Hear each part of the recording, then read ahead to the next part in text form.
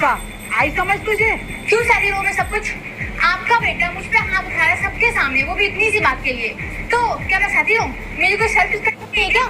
मुझे तो आपकी बातों से ये लग रहा है कि आपने ना जिंदगी भर थप्पड़ खाए पापा जी के हाथों से, और इसीलिए आपके लिए सब बातें नॉर्मल हो गई है। ये सब आपके लिए नॉर्मल होगा, मेरे लिए नहीं, और मैं नहीं सहूंगी ये सब। और मुझे एक बात बताइए मम्मी जी, मेरी जगह यहाँ पे आपकी बेटी होती और उसका पति उसको इतनी सी बात के लिए थप्पड़ मारता सबके सामने, तो आप क्या करती? बताइए ना मम्मी जी, शांत क्यों खड़ी हैं आप? और मेरी जगह यहाँ पे अगर आपकी बेटी होती तो आप यही बोलती ना उसको कि तुम लड़की हो बेटा, तुम पिट लो, तुम्हारा तो कोई हक ही नहीं बनता है, अपना आत्मसम्मान खो दो, कोई कदर ही नहीं है अपने आत्मसम्मान की। और ये बोलती ना कि ससुराल वाले मारते हैं, पीटते, दरिंदों की तरह रखते हैं और मायके वालों को ताना देते हैं, वो सह लो चुपचाप, है ना?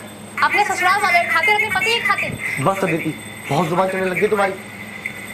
बस बहुत हो गया हर्षित। अब आज के बाद अगर तूने बहू के ऊपर हाथ उठाया ना, मुझसे बुरा कोई नहीं होगा। मम्मी, आप भी इसकी पक्ष ले रहे हो? हाँ, ले रही हूँ मैं उसका पक्ष, सही का साथ दे रही हूँ मैं।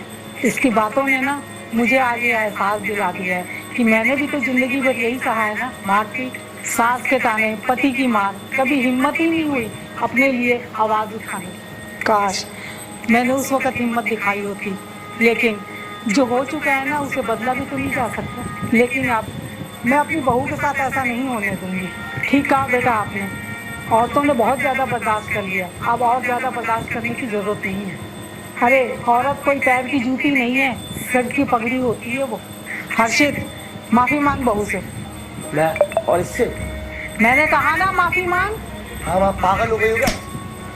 हाथ जोड़ और माफ़ी मांग उससे और निकल जा मेरे घर से, और कभी मेरी शक्ल मत देखियो। समझ लियो कि तेरी कोई माँ नहीं है। तेरे अंदर अगर हिम्मत नहीं है माफ़ी मांगने की तो समझ जा कि तेरी कोई माँ नहीं है। अदिति, मुझे माफ़ कर दो, आई एम रियली सॉरी। मैं आज के बाद तुम पे कभी हाथ नहीं उठाऊंगा। बहू, इसे भी माफ़ कर दे और हो सके तो मुझे ही माफ़ कर दे।